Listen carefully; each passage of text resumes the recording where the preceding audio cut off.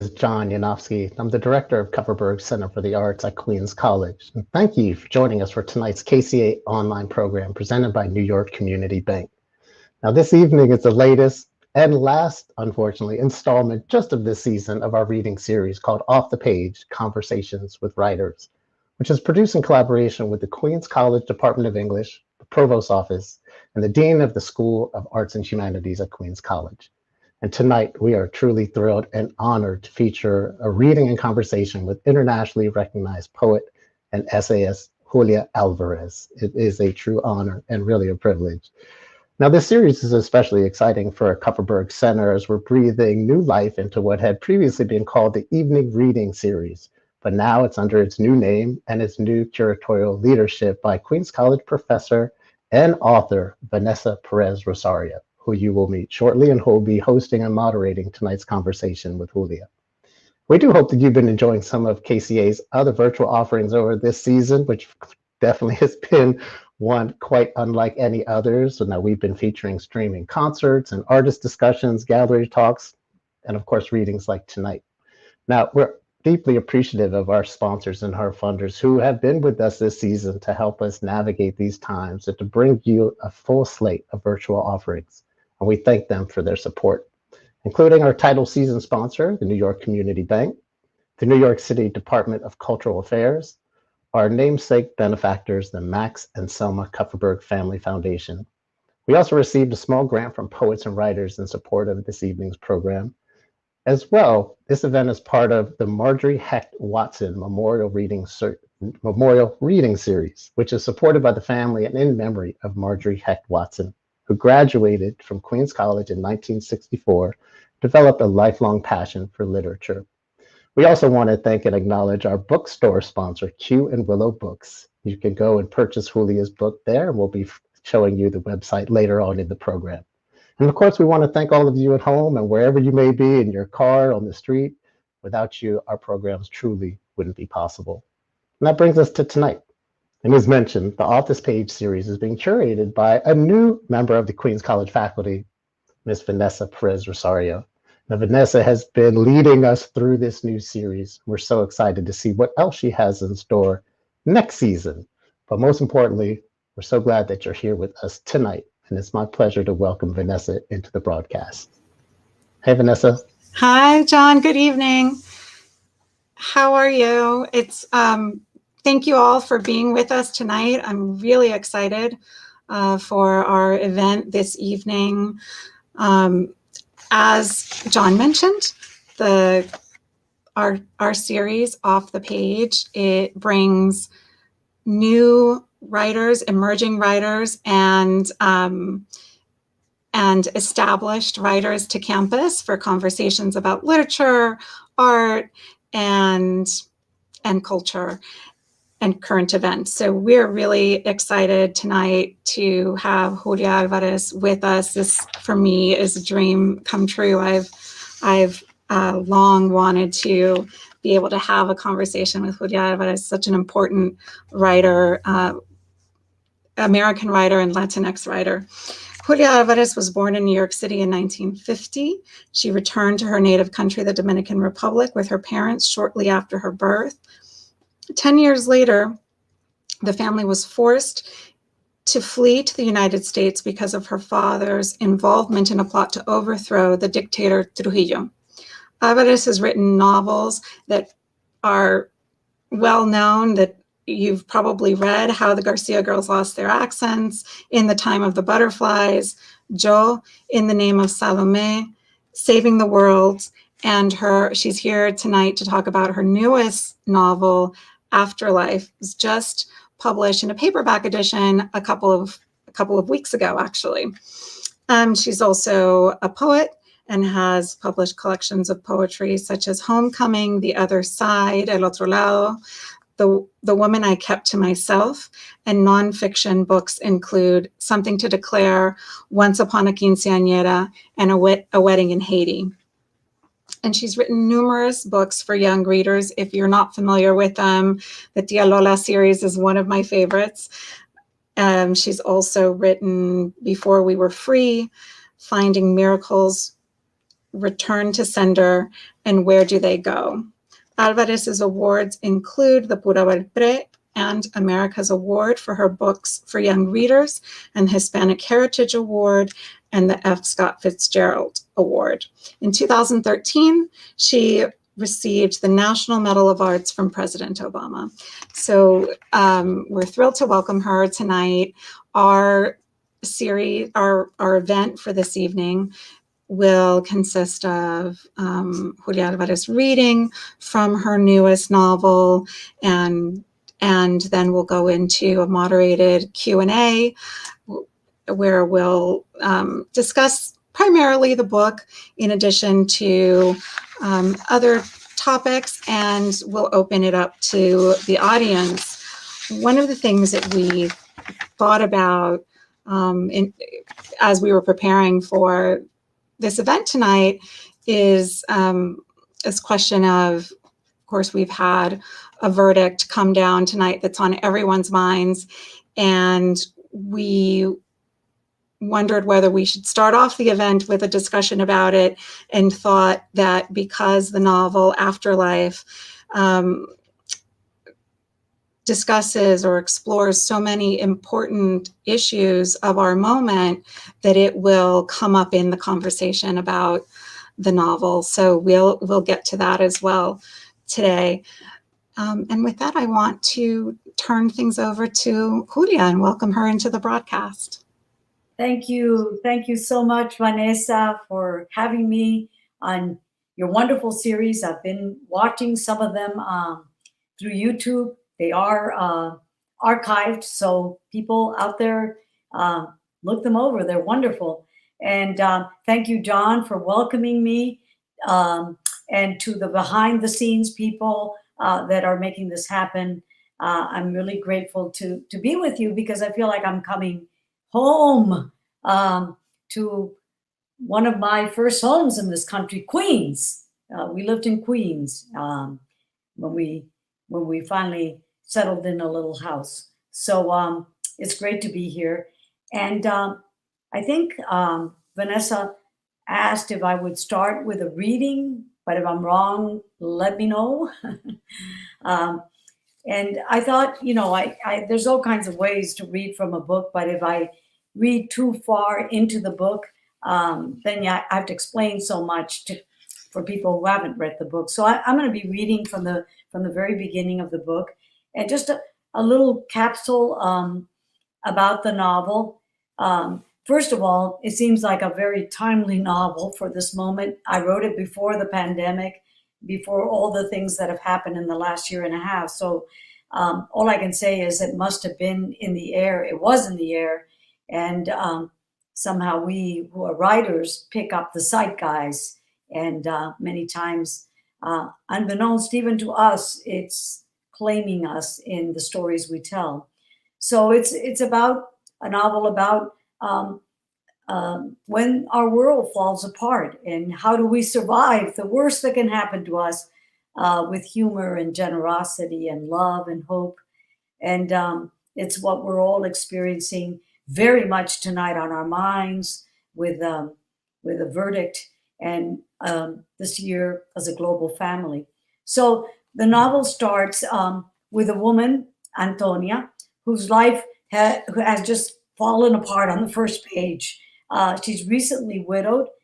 She's retired now from teaching, and she's desperately trying to survive her losses. And what happens in this first chapter when we meet her is that she's about to go up to meet her husband, Sam, to celebrate her retirement. And it's no spoiler alert, because it happens on the first page. Terrible accident happens to Sam. And anyhow, the prologue is called Broken English, which is a very resonant phrase for those of us who heard it a lot when we first came into English, about our broken English. But it's also, as you will hear, it's not the style of the rest of the novel, but definitely in the prologue, because the style is reflecting how her world is just shattered. So hang in there with me. Prologue, Broken English. She is to meet him. a place they often choose for special occasions, to celebrate her retirement from the college, a favorite restaurant, and the new life awaiting her. A half-hour drive from their home, a mountain town, 20 if she speeds in the 30-mile zone. Tonight, it makes more sense. A midway point to arrive separately, as she will be driving down from her doctor's appointment. She gets there first, as he will be driving from home. He should have been there before her. She starts calling his cell. After waiting 10, 20 minutes, he doesn't answer. Irritation turns to worry. No surprise there. Always leaves it behind in his work jeans pocket. The hospital, 911, the police, have you seen him? Or turns off the sound at the movies and then forgets to turn it back on. Can you please help me find him? Even now, months later, about 6 feet, thinning hair, a boy's blue eyes. When she knows good and well, dusk, deepening, how he had been driving up the mountain. He feels a stab of pain, already thinking of what he might order, coming from his left side, but radiating out, wondering about her state of mind. The special, if it is special, if she would be excited or terrified, or his default favorite, salmon with lemon dill sauce, like a sword piercing his left side. Substituting mashed potatoes for the fries, they're very good about substitutions. Though how would he know what it feels like to have a sword piercing his left side? Because of his medical training, understanding what is happening, not wanting to cause more harm, pronounced dead on arrival. He forgets to charge it and it runs out of juice. Even now, 3 months shy of a year later, pulling his car off the road, rolling gently to a stop, where she knows exactly what happened. A ditch that might as well be his grave, discovered by a passing cyclist, rushed to the ER, why he was late, a ruptured aortic aneurysm, as he is to be cremated and therefore have no grave per se. Neither he nor she could have foreseen, even now, a boy's blue eyes, and cannot comprehend how someone she loved, she keeps running and rerunning that night in her head. Can you please help me find him? Can be nothing but dust, unread emails, fragments, unpaid bills, memories, broken glass, dented bumper. A new life awaiting her, both terrified and excited. How can it be? Can you help me find him? She keeps asking. Tall with thinning hair, a new life awaiting her. Can you help me find him? A mystery she cannot by any means solve. Nevertheless, she keeps asking, where are you? As this is the only way she knows. Can you help me find him? How to create an afterlife for him.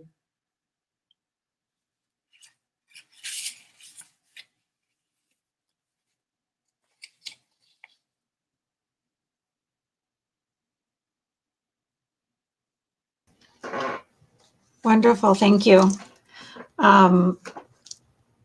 Thank you for that reading. I really enjoyed this novel. It's such a wonderful book. And as you said, it's so timely and it speaks to so many of the important issues that we're experiencing in our current moment. And I wanted to start with a question about grief. Antonia is in mourning.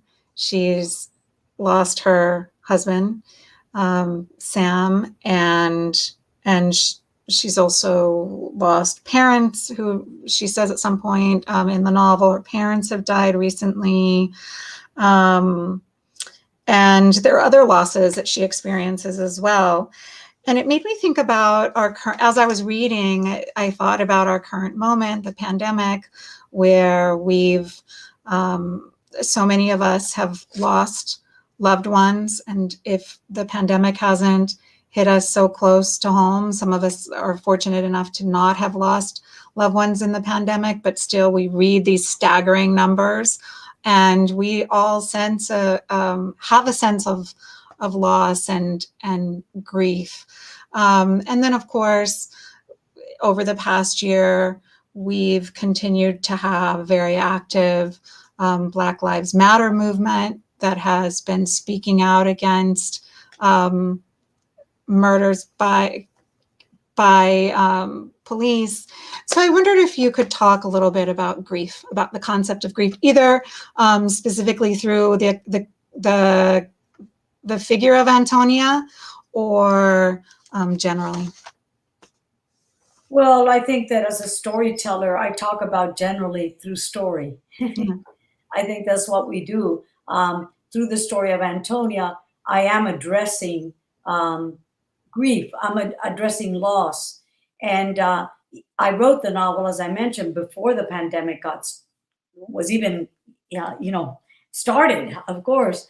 And I still felt the sense of what I call that we were living in elegiac times, that we were experiencing huge losses all around us. In terms of the environment, we were experiencing climate change, horrible storms, extinction of species, coastal cities going underwater, storms.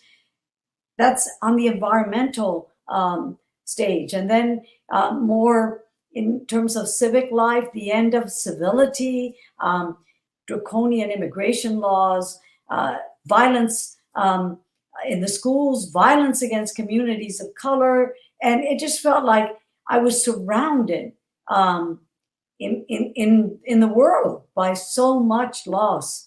And how do we acknowledge it? How do we grieve it? What does grieving mean? In our culture's origin culture, Dominican culture, we have duelo. A person goes after a personal loss through duelo. And the word actually means pain, and it's a time, a liminal time, a time of reorientation. Everything has fallen apart, like that broken English chapter, and you have to put it back together. And so that was already so much on my mind. And then the pandemic hit right before the book was published. And, I was asked, how did you know this was going to happen? I didn't. But then I think that writers, part of our job is to be paying attention, and not just with our, kind of analytical mind, but we're picking up things. We're picking up the zeitgeist. And there was mourning in the air. There is mourning in the air. And we have to acknowledge it. That's why I'm glad, Vanessa, you brought up the verdict tonight and that situation, that we have to acknowledge it. But then as a storyteller, how do you combine that acknowledgement with a story that enters into it and through story ponders it through story and character and plot? Yeah. Thank you. And of course, in the novel, there's a moment where Antonia is looking at this young woman, Estela, who's waiting, who needs her assistance, and she says to her, I don't remember if she says it out loud or if she says it in her mind, but says, "Tell me your story." Right? I mean, so there you can sense that through the novel, this. The importance of sharing our stories and telling our stories. It's so important to be listened to, our story, and also to tell our own story. That in the storytelling, we become the other. We become the other as we listen, and so it feels, stories don't solve anything, but we feel accompanied.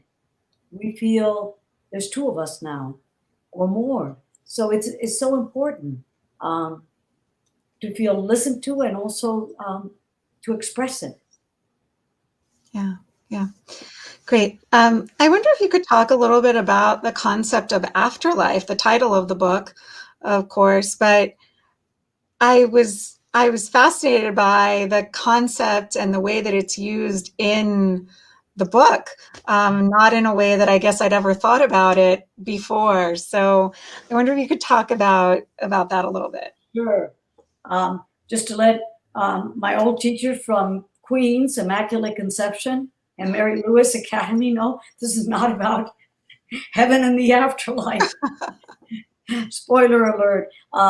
Though, you know, there was some concern that maybe readers would think that it was going to be a religious tract of some kind.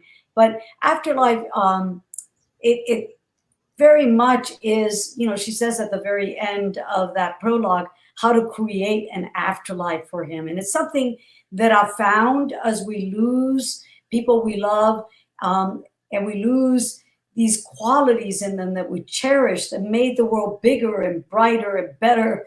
And if when they die, that goes with them, the world is indeed diminished of that quality by one person.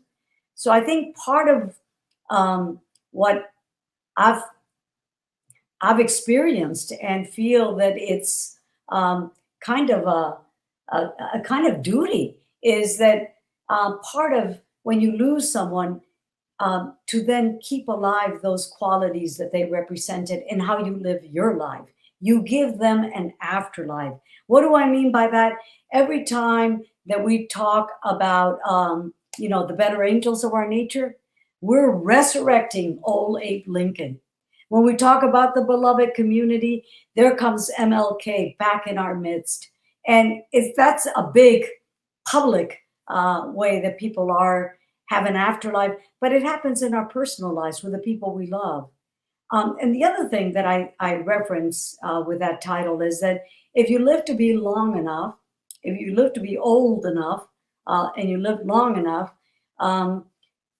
you realize that before your final death, you have a lot of little deaths in life. You lose people you love, you lose homelands, you lose native languages sometimes, you lose selves you thought you would be, you lose old certainties.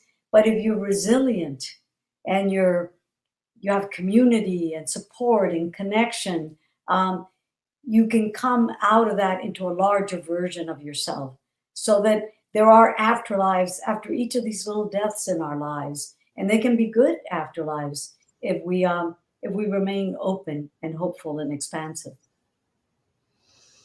Wonderful, thank you. So let's talk about Antonia a little bit as a character, because yes, she's trying to create an afterlife. I mean, in addition to losing her spouse, losing Sam, she's also just retired from a long teaching career as a professor. So that's a change in her life. But she's such an interesting character to me because, you know, she's lost these things. She's at a moment where we see her changing, but she's also being asked by her sisters for something. She's being asked by members of the immigrant community for assistance, for help. They're asked, they want things from her, and there's a part of her that seems very resistant to want to get involved in other people's telenovelas or other people's dramas, right? She's like, and she keeps asking herself, you know, who's the most important one? I'm still grieving. Why are people asking me for these things? I mean, I don't want to make her seem like an unsympathetic character because she's not. I mean, she's a very sympathetic character. And in many ways, I could identify with her. I like to close the door and sit and read my books and not be bothered, right? But you know, people are want something from her, and she keeps asking herself, you know, who's the most important one? I'm the most important one. I need to take care of myself before I can take care of others. And then she seems to come to she starts to question that ideology or that way of thinking, and says at one point towards the end of the novel, this is a mantra of the first world, your own oxygen mask than everyone else's. So she's protecting herself against others. She seems to question ideas of individualism. So I don't know. Can you talk about her a little bit? Yeah, you know, that's a good question, Vanessa, because I was really interested in making her a complicated character. I didn't want her to be kind of, if you're of a certain ethnicity, this is your activism profile. This is the way you are. We're all complicated.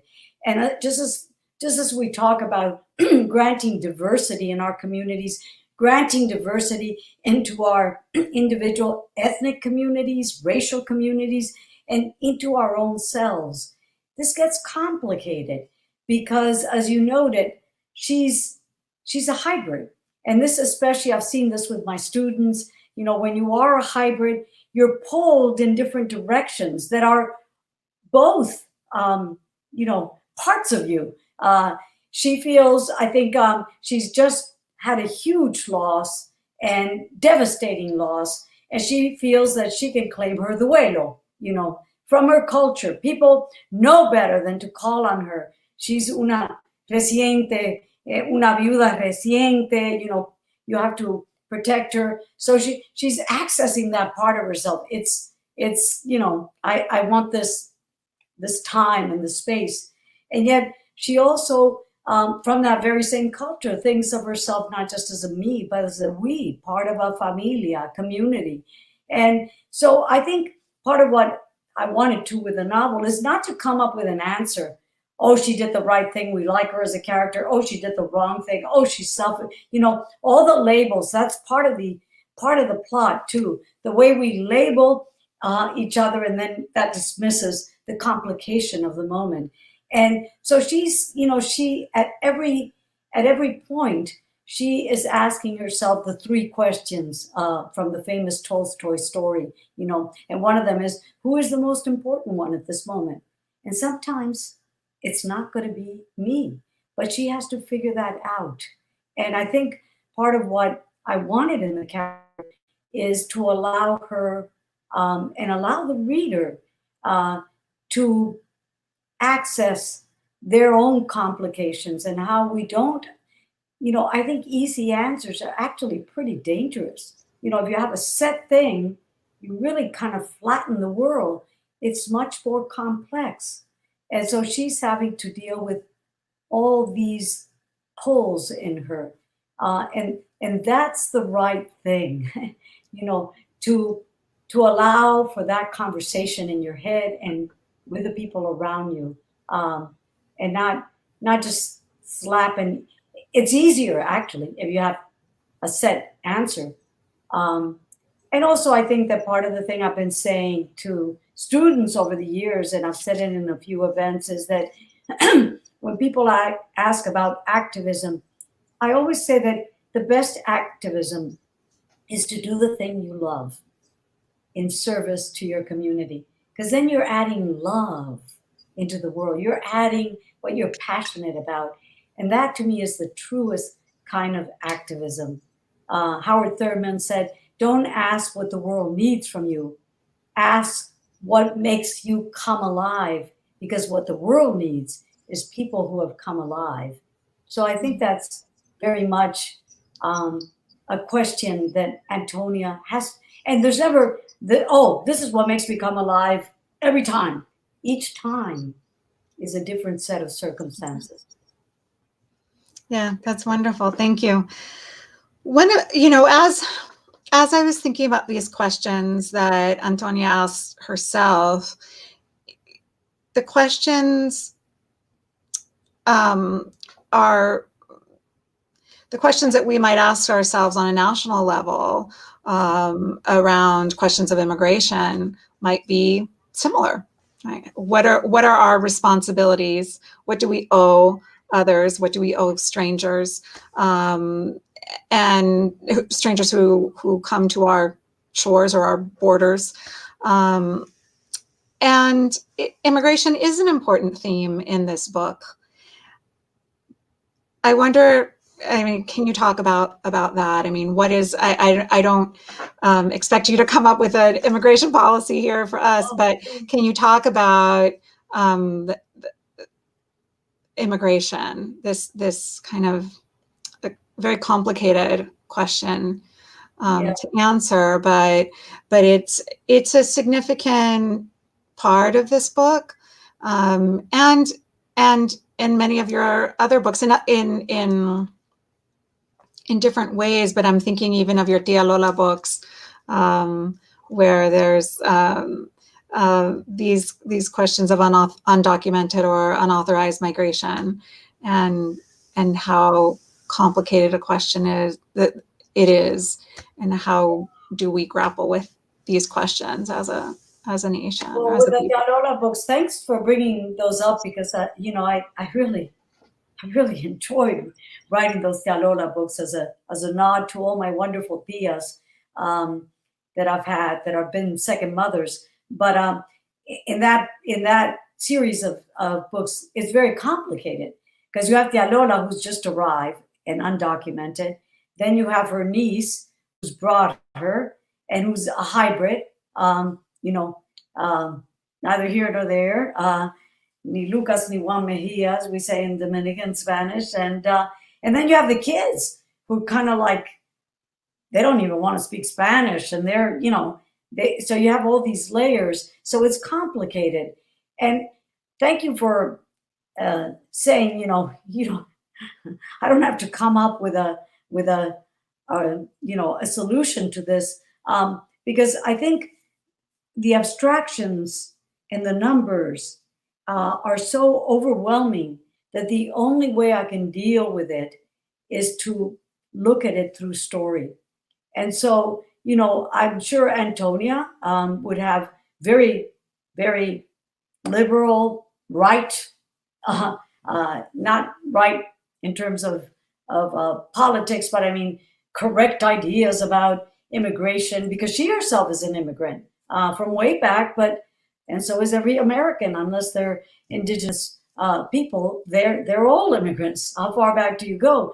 But what I wanted to do with the novel is, it's easy as it is for Antonia to have literary, beautiful things to say about things, but what happens when it's a specific person, an undocumented, pregnant, teenage girl hiding out in her garage? What is she going to do? Having policies is great, and we need them. But with a story, you deal with it in terms of that character and that moment, as a way to help us all as readers and as people grappling with these questions, grappling with that Tolstoy question, what is the right thing to do, to experience through story what is the right thing to do, and to bring that conversation into our own lives and into our activism. What can I say? If we had not been granted amnesty in 1960, Papi would have been killed by the dictator. We wouldn't be here. So it's the same thing with the Mirabar sisters. These were 4 sisters, 3 of whom were murdered. We were 4 sisters, the Alvarez girls, who made it to this country. And so a part of the reason I told the story and In the Time of the Butterflies about the Mirabar sisters is you feel this responsibility, because you didn't just get it and it's yours and you're lucky and that's it. You have to pass it on. Like Sandra Cisneros says at the end of The House on Mango Street, I will be back for those who cannot get out. I will be back to help. So in whatever way we can, whatever form our activism takes. But one thing that we must have learned, but we've learned it over and over, but here's another chance, is that we are a global community. The virus didn't know there was a border. Climate change doesn't know there are borders. We've got to start thinking of ourselves as a human family, and how do we create a space, a place, a globe that's friendly to people, so that they can stay where they want to be. Yeah, great. Thank you. I told you that I was going to share an anecdote about when I first read how the García girls lost their accents. It was in the 90s, I mean, that was your first novel. It was published in 91, right? And it's 2021 now, so it's been 40 years. I read that novel at some point in the 90s. 30 and I years. remember your math is as bad as mine. 30 years. 30, sorry. 30.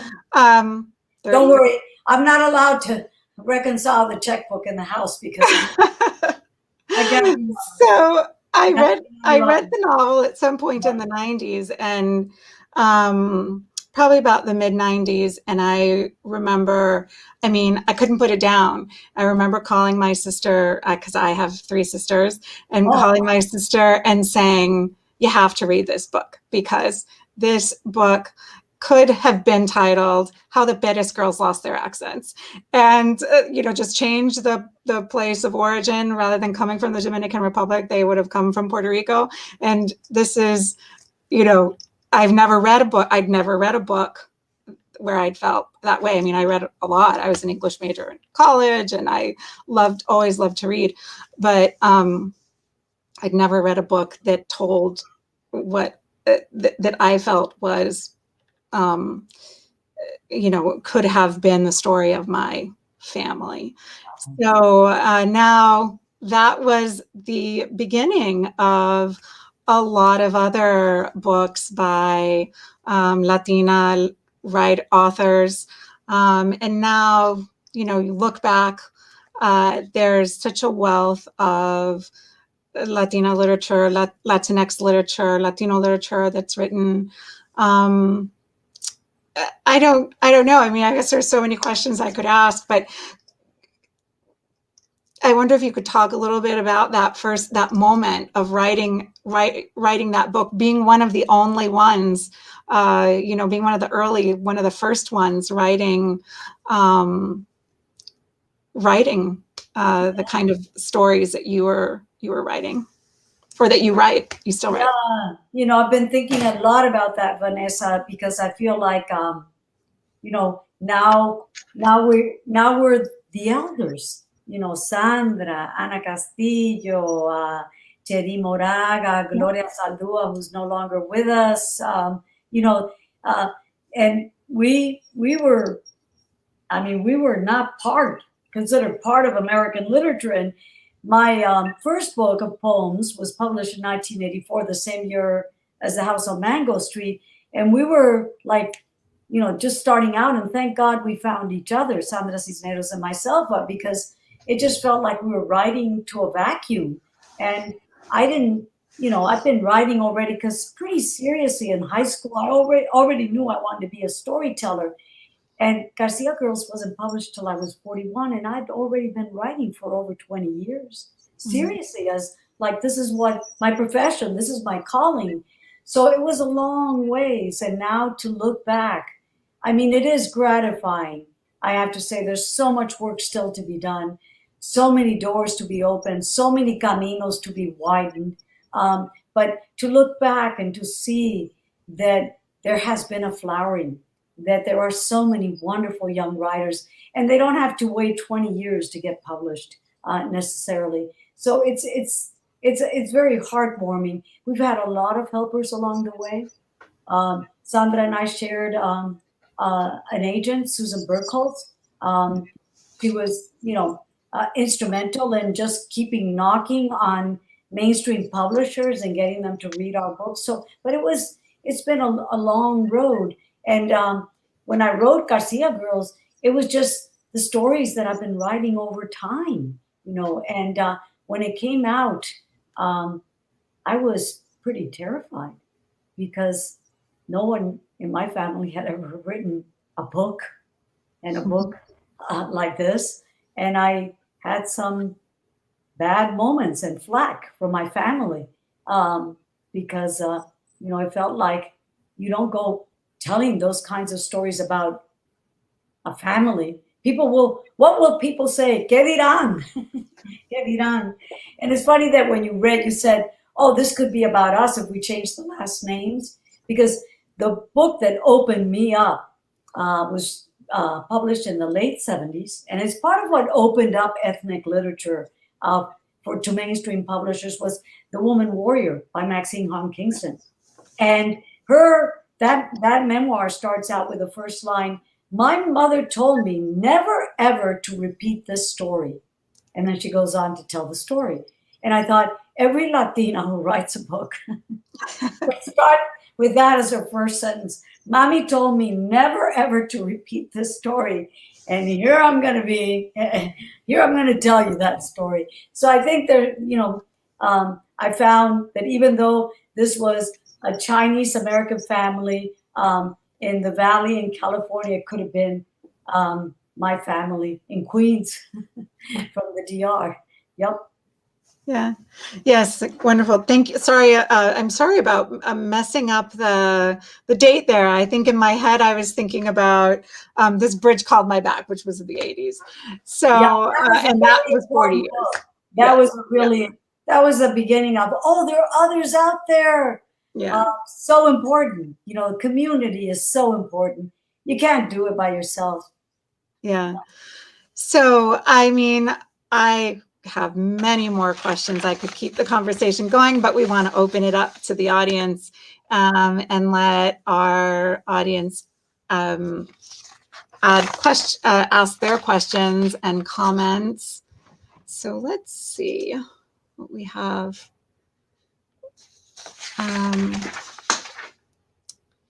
We already have quite a few questions and comments here in the chat. And so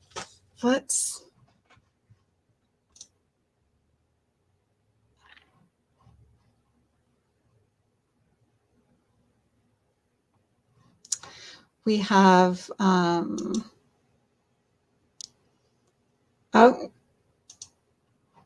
let's see, I'm trying to get to our questions. Just a second. Bear with me. We have a note from Elsa Magnota saying, "Julia, gracias por los libros de Tía Lola." Oh, yes. It's just a comment.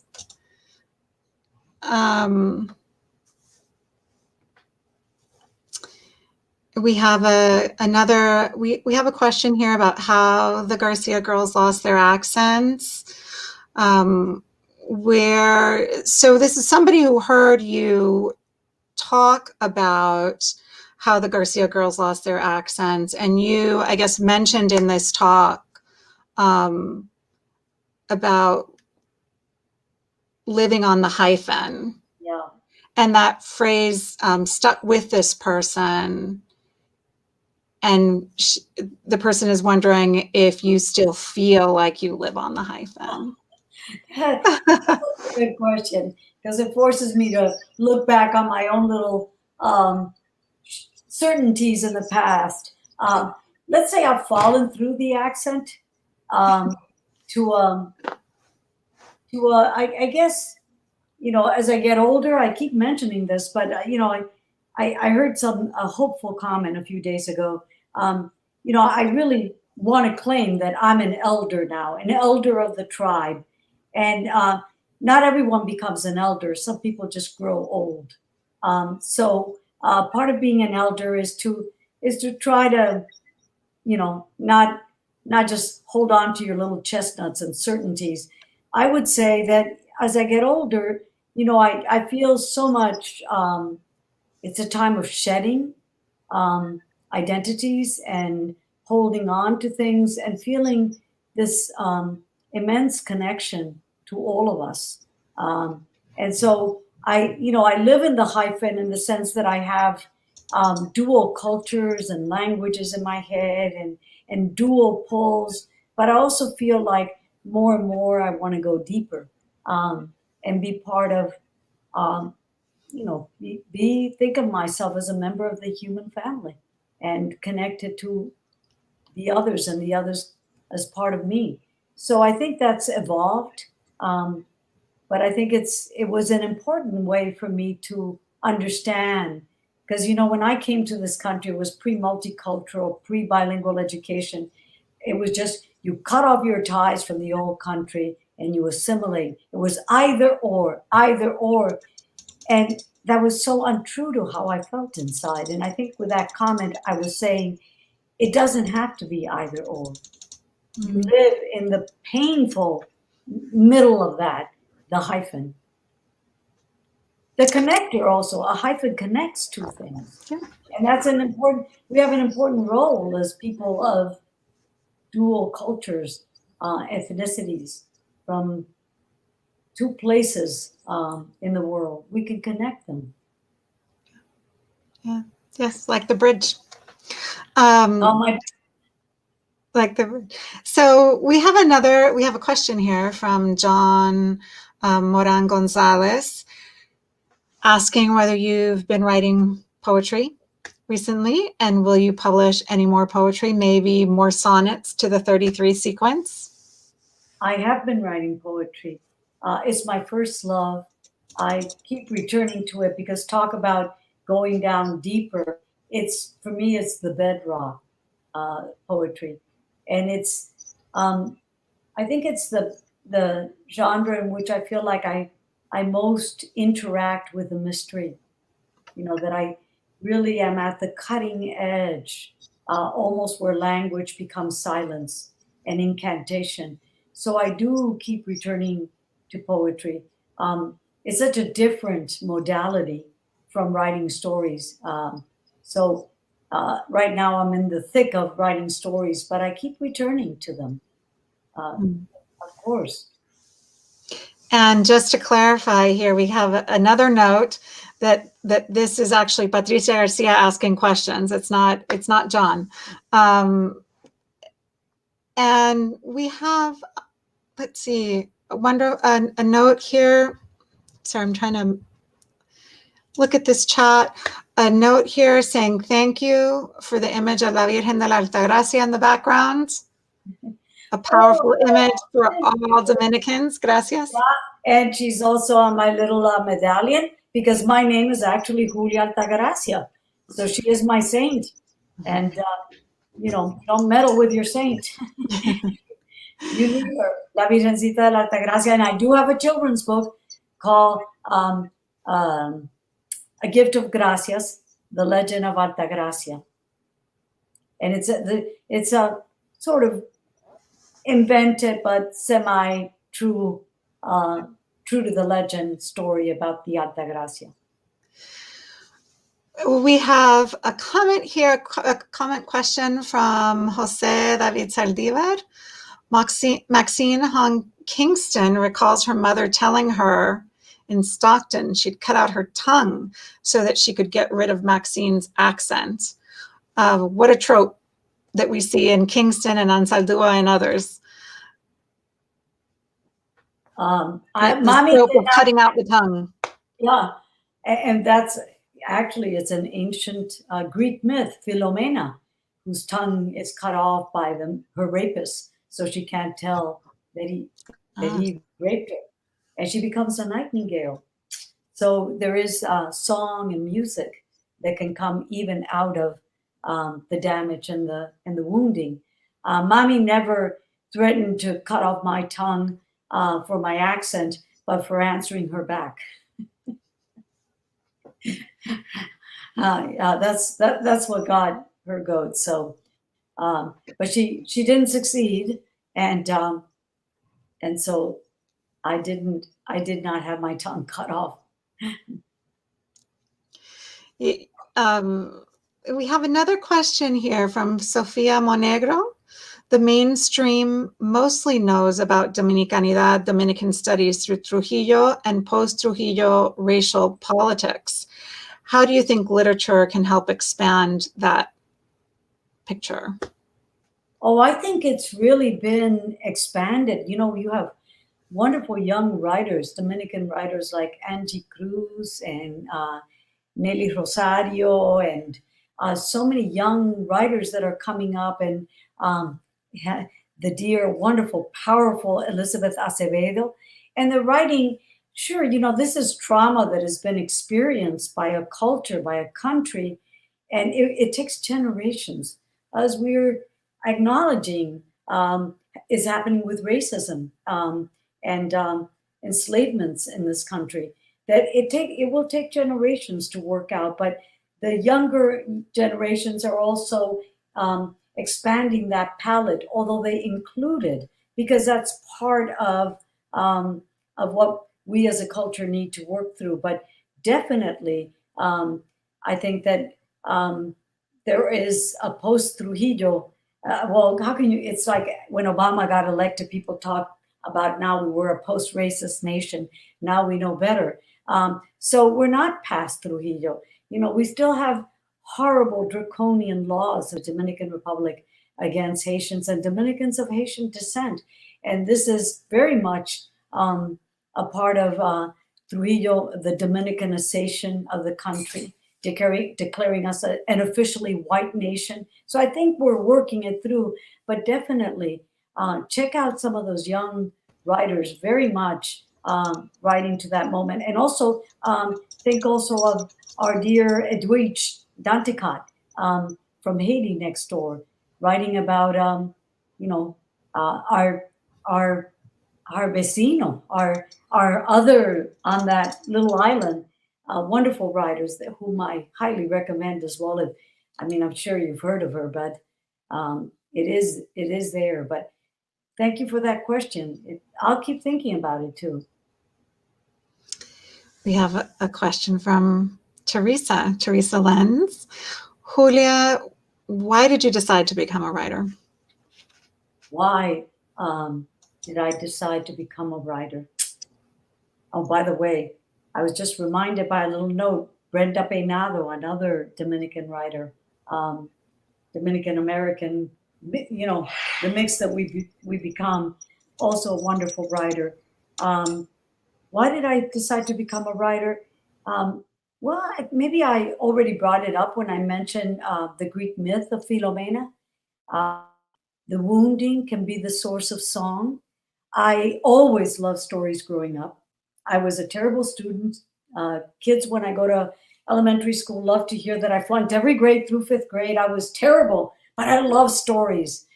It's just that we weren't reading any interesting stories in books. It was a dictatorship school. It was boring, rote learning. But the minute I got home and the Tia started telling stories, I was right there paying attention.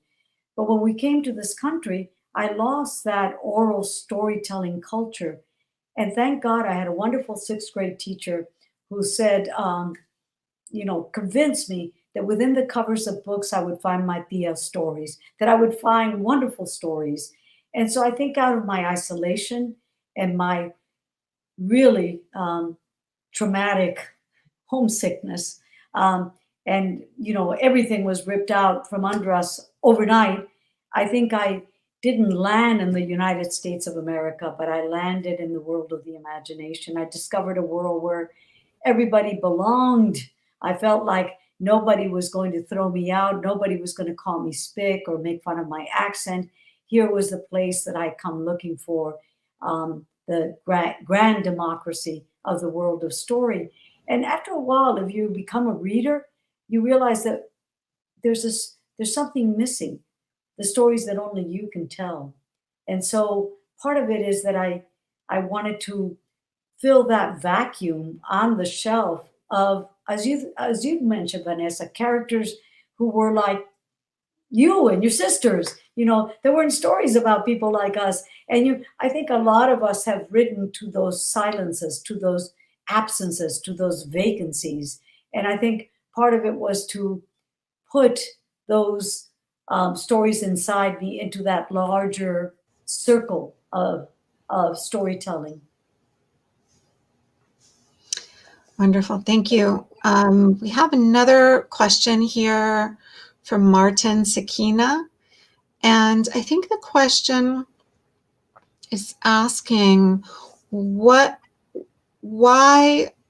is it that we want, and why is it that in the United States we want people to stop speaking their language? What is a primary concern or behind that?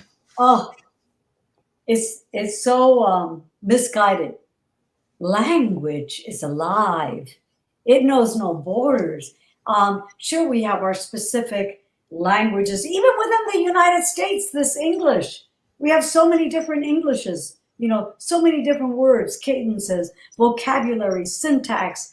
And language thrives in that infusion of different modalities and rhythms. And ketchup, ketchup, that all American word, it comes from India. We have words that come in, and at first we want to keep them out, like we build the wall. You're undocumented, and slowly language doesn't observe those borders, and it begins to influence and become so.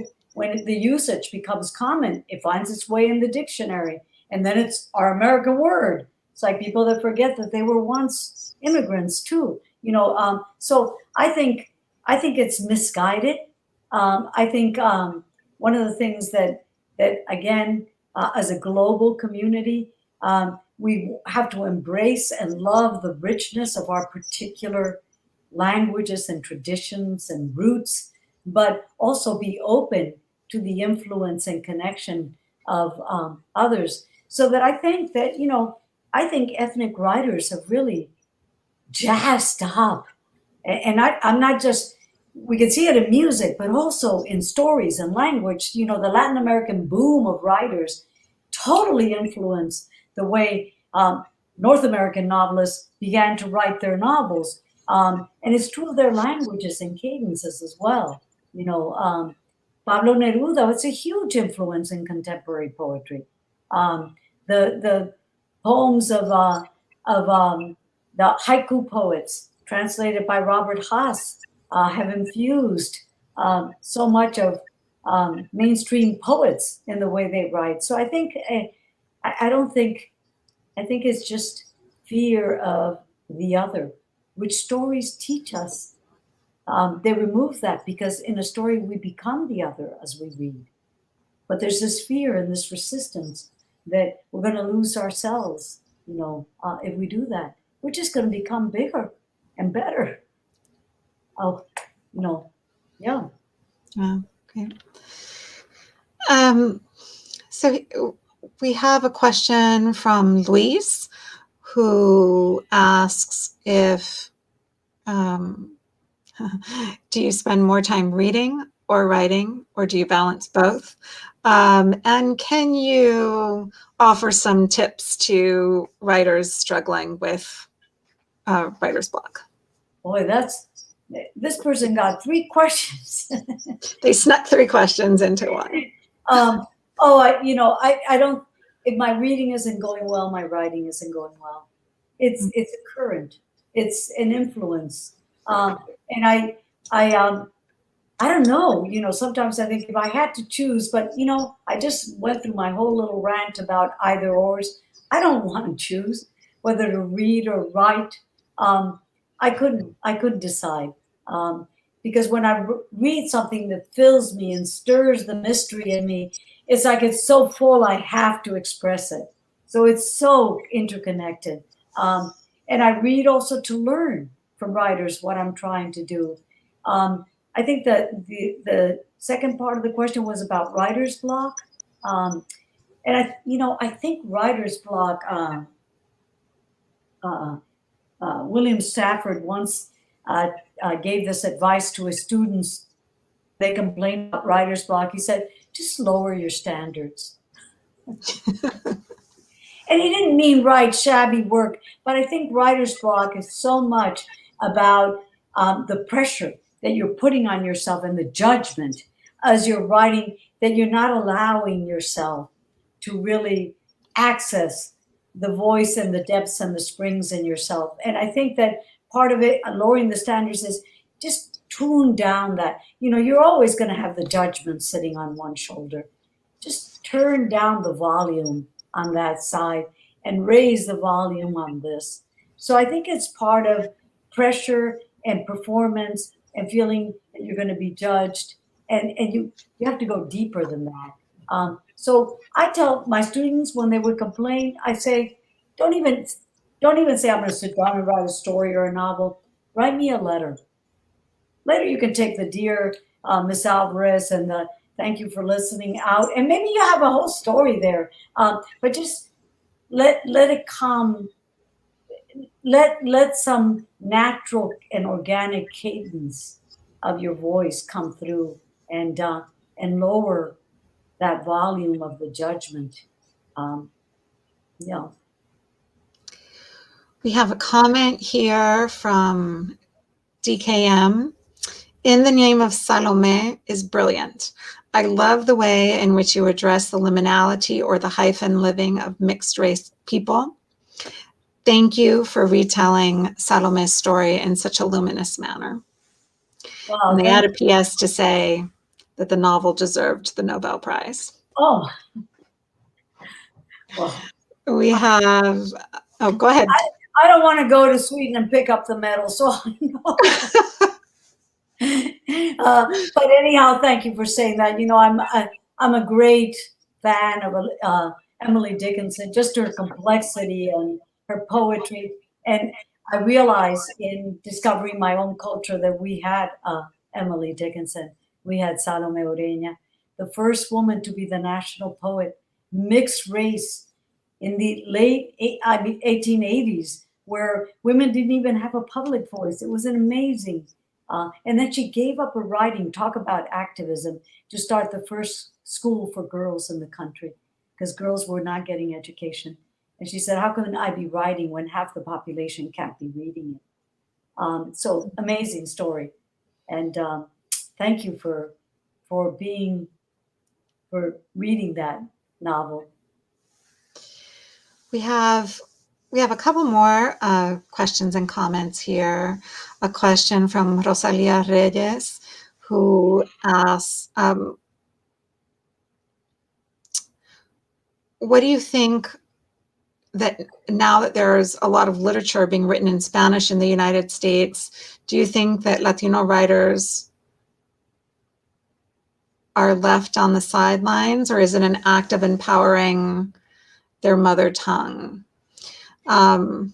I don't know if you want to comment on the fact that we do have a lot of authors here now writing in Spanish. Yeah, and as a matter of fact, my Afterlife just came out in Spanish, Más Allá, lamentablemente not translated by myself because, as I mentioned, we came before bilingual education when it was our English, and so I became English dominant. But I think the fact that mainstream publishers, as they were called, are now publishing and eager to translate our novels, us diaspora writers, us mixed breed writers, interested in translating it in Spanish, is realizing and acknowledging that there is a huge population of Spanish speakers and Spanish readers in this country, not just for the market in Latin America or the Caribbean, but that it exists here. So yeah, I mean, it's a way that what has been sidelined is these outlier groups are entering into our consciousness as a literary community as well. But it is difficult. It makes it harder. It was a hard struggle for them to publish the content of of a different kind of a storyteller, and it's an ongoing struggle. It hasn't stopped. A struggle to have the works published in Spanish, you mean? Yeah. Well, and also to expand what was once called a canon. That these are just, it's also important to note that, those of us who write in Spanish, many times we have Spanglish in there. We have, we have that hybrid language in there. And many times, an Anglo monolingual reader might say, well, I don't know what that means. Well, if they read the story and enter into it, they know what it means, even if they don't speak the language. Yeah. I think we are almost out of time, but I think there's still a couple more questions. And there's one here, another question by Sofia Monegro. Can you describe the transition, your early novels, how the Garcia girls lost their accent, and Joe, and you transitioned to writing a couple of historical novels. Did you feel like it was a departure? Maybe talk a little bit about that transition from the more personal, or it seemed at least somewhat autobiographical, earlier novels, and then this transition to historical fiction. I don't think of it as transitions. I mean, I don't think of it that abstractly. It's just what possesses me. What story? I talk about my inspiration being a pebble in my shoe. What story? What's the pebble in my shoe? Something I can't stop thinking about, that I return to, and then I get obsessed with, and I immerse myself in it, and that feels like the next place to go. So I don't make it's never been planned. It's just after writing Garcia Girls, my next novel was In the Time of the Butterflies, and I felt like I had written a somewhat autobiographical novel about my own experience and that of my family as immigrants. And then I was interested in the history that we had left behind, and the generation that had formed my parents, the Trujillo dictatorship, the Mirabal sisters. So it's almost like novels that I write are inquietudes, pebbles in my shoes, things that I'm pondering, and the novel becomes a way to think, but it thinks is so abstract, a way to understand these things that are weighing on me, or that I'm thinking about. So it's not something that I have a schedule and say, oh, this is what I'm going to do next. It's more what comes next, from the life, really. What is possessing me? What is the story that isn't addressed to resident Middlebury, Vermont, but is addressed to Julia Alvarez, specifically. Thank you so much. This has been such a wonderful conversation. I've really enjoyed having the opportunity to talk to you, and specifically talk to you about this wonderful new novel. If you don't have it, Afterlife, if you don't have it, please go get it. I think you'll enjoy it. I think it is such a timely book. Thank you for being with us tonight, and thank you for sharing your wealth of knowledge about literature. I love all the quotes. It's been a real pleasure to have you with us tonight. I thank you, Vanessa. You had the hard job of trying to keep so many balls in the air and read the questions and ask them and so forth. So I really appreciate it. And I feel like, they have seasons of The Office or Grey's Anatomy or whatever it is that people are watching. I think this should be a series. We just started. Yes. So episode 2.